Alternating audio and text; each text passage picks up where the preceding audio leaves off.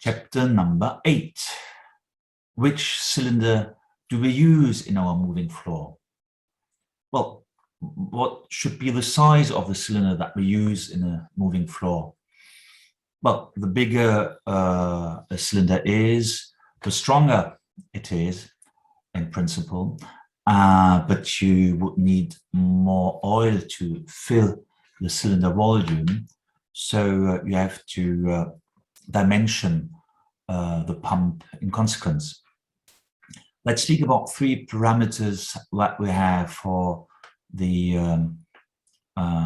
cylinder itself. You have the piston rod that you see over here.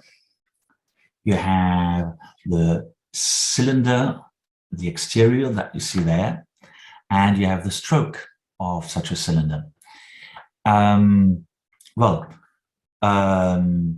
For trailer moving floors, we would use for the piston rod, we would use diameters of 35 to 50 millimeters. For the cylinder, we would use 70 to 100 millimeters, and we have strokes from 150 to 300 millimeters in standard applications of such a trailer moving floor. This is different in stationary applications. I have noticed that in stationary applications, we might have smaller cylinders. For example, piston rods of 40 and the exterior of such a cylinder at 60.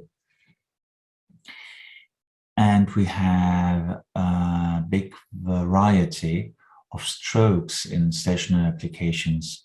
For metering purpose, we can use 50 millimeters, and for very special applications, we can also have 1000 millimeters, meaning 1 meter as a stroke in such a special application.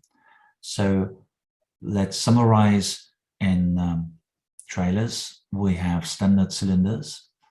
In a stationary application, it depends on the type of application and your specifications, which cylinders will be used.